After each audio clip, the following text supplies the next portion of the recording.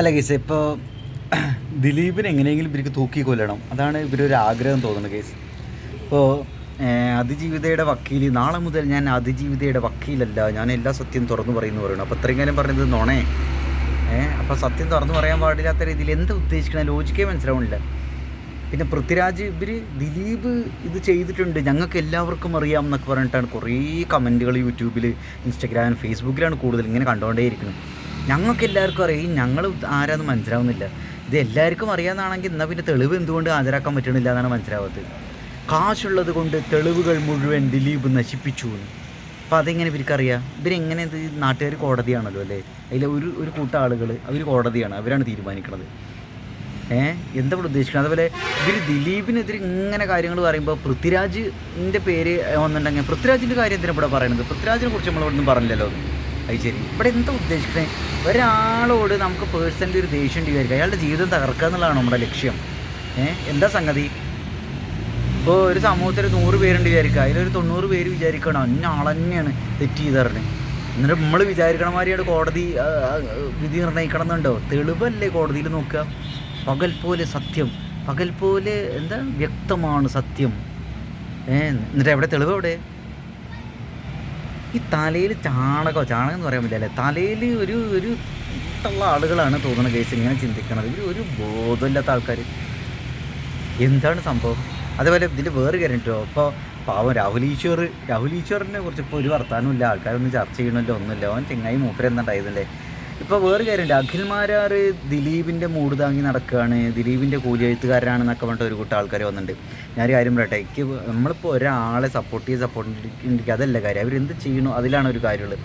ഇപ്പോൾ അഖിൽമാരാറുണ്ടല്ലോ, അഖിൽമാരാർ തുടക്കം മുതലേ ദിലീപിനെ സപ്പോർട്ട് ചെയ്യുന്ന ഒരാളാണ്. ദിലീപ് തെറ്റ് ചെയ്തിട്ടില്ല എന്ന് വിശ്വസിക്കുന്നു എന്നുള്ള രീതിയിൽ. അപ്പോൾ ദിലീപ് ഇന്നിപ്പോൾ അല്ലെങ്കിൽ പെട്ടെന്ന് ഒരു 2 ആഴ്ച കൊണ്ട് അല്ലെങ്കിൽ ഇത് ഈ വിധി വന്നതിന് ശേഷം വന്നിട്ടുള്ള ഒരാളല്ല. പിന്നെ ദിലീപ് എന്താ കാശ് വാരി എറിയാണ് മറുനാടൻ മലയാളിക്കോ അങ്ങനെ എങ്ങനെയെന്നൊക്കെ പറയുന്നത്.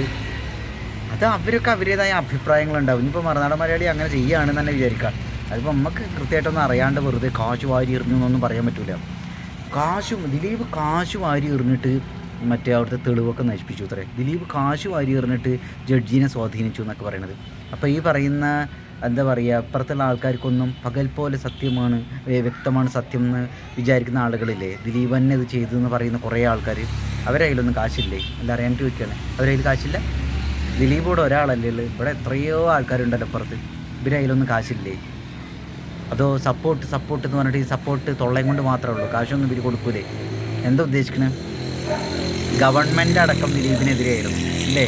തുടക്കത്തിൽ ദിലീപ് ഗൂഢാലോചന ഇല്ല എന്ന് പറഞ്ഞിട്ട് പിന്നീട് ഗവൺമെൻറ്റിനെതിരെയാണ്. അതായത് വീണ് കിട്ടിയ ഒരു സംഭവമല്ലേ, ഒരുപാട് വോട്ടെണ്ണം അറിയും, ഒരുപാട് ആളുകൾ സപ്പോർട്ട് കിട്ടും, അതിന് വേണ്ടിയിട്ട് ദിലീപിനിട്ടൊരു പണി കൊടുക്കാമെന്ന് വിചാരിച്ചു. എന്താ ആരെങ്കിലും കാശില്ലേ?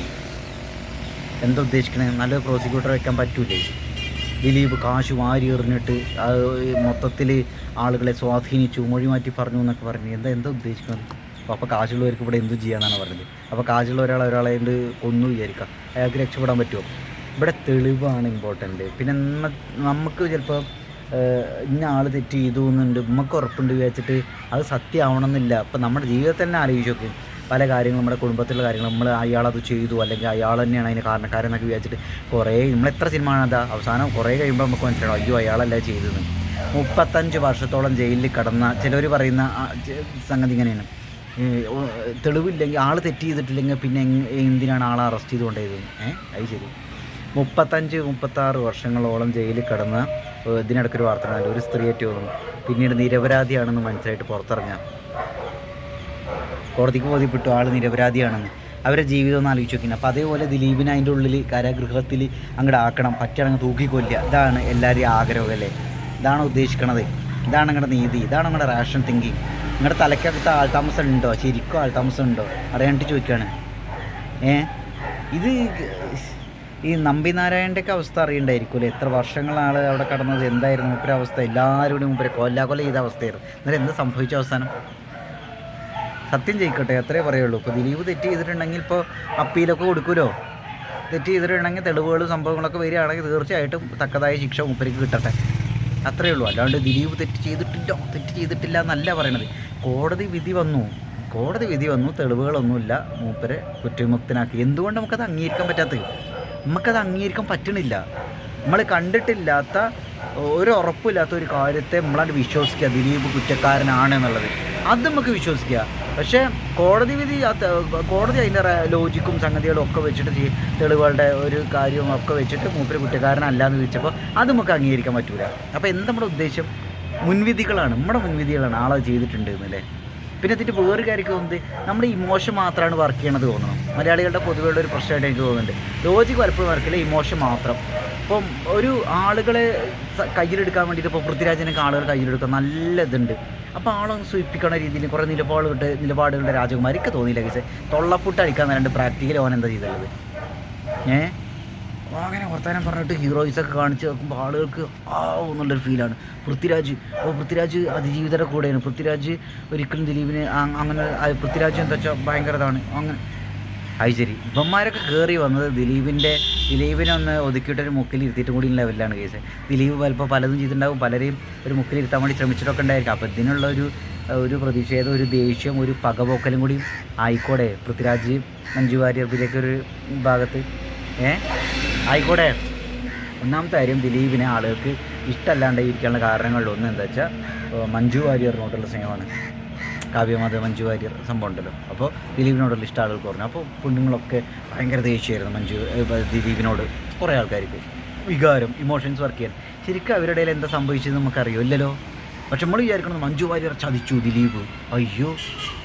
പിന്നെ അതേപോലെ തന്നെ ദിലീപ് അങ്ങനെ ചെയ്തു ഇങ്ങനെ ചെയ്തു, മാടമ്പിത്തരം കാണിക്കണോ, ഗുണ്ടായുസം കാണിക്കണോ, അങ്ങനെയാണ് ഇങ്ങനെയാണ് കുറേ കഥകളും ഒക്കെ ഇറങ്ങണേ. അതേപോലെ തന്നെ പുറത്ത് പൃഥ്വിരാജ് അതിൻ്റെ ഇടയിൽ ഇങ്ങനെ കയറി ഷൈൻ ചെയ്ത് ഇങ്ങനെ കയറി വരുന്നു. അപ്പോൾ എന്താണ് സംഭവം? വേറൊരു കാര്യങ്ങൾ ശ്രദ്ധിക്കട്ടെ. ഇന്ന് ഈ നാട്ടിൽ ആളുകളുടെ കയ്യടി വാങ്ങാൻ എളുപ്പമാണ്. ഒരു പ്രത്യേക രീതിയിൽ ട്വിസ്റ്റ് ചെയ്തിട്ട് കാര്യങ്ങളെ വളച്ചൊടിച്ച് പറഞ്ഞാൽ മതി. അപ്പോൾ പൃഥ്വിരാജ് അങ്ങനെ വർത്തമാനം പറയാൻ മൂപ്പര് മിടുക്കനാണ്, വർത്തമാനം പറയാൻ. ദുൽഖർ സൽമാനും ഒക്കെ കുറേ നല്ല കാര്യങ്ങൾ, ദിലീപ് കുറേ കാര്യങ്ങൾ കൂടെ ചെയ്തിട്ടുണ്ട്, നല്ല കാര്യങ്ങൾ. പൃഥ്വിരാജിനെ ആളാകാൻ വേണ്ടിയിട്ട്, പട്ടി ഷോ കാണിക്കാൻ വേണ്ടിയിട്ട്, കുറേ കാശുണ്ടാക്കാൻ വേണ്ടിയിട്ട് പലതും ചെയ്തു, കുറേ കയ്യടി വാങ്ങാനും. അല്ലാണ്ട് അതിനപ്പുറത്തേക്ക് എന്ത് സംഭാവന മൂപ്പര് കാര്യമായിട്ട് ചെയ്തതെന്ന് എനിക്ക് തോന്നണത്. ആൾക്ക് കഴിവുണ്ട്, സംഭവമൊക്കെ ശരിയാണ്. പക്ഷേ നമ്മൾ സമൂഹത്തിന് ഗുണം ചെയ്യണ മാതിരി എന്തെങ്കിലുമൊക്കെ ഒരു സംഭവം, ഒരു മാതൃകാപരമായ രീതിയിൽ ഒരാൾക്ക് ഒരു എന്താ പറയുക അവസരം കൊടുക്കുക. ഈ പറയുന്ന അതിജീവിതയ്ക്ക് ഇവർ എത്ര പേര് അവസരം കൊടുത്തു മലയാള സിനിമയിൽ? പൃഥ്വിരാജിന് കൊടുക്കായിരുന്നില്ലേ? എന്താ കൊടുക്കാണ്ടിരുന്നത്? അല്ല, കൊടുക്കണം എന്നല്ല പറയണേ, ഇങ്ങനെ വർത്താനം പറയുമ്പോഴേ നമ്മൾ അതൊക്കെ ഒന്ന് ആലോചിക്കുകയും ചെയ്യും അല്ലേ.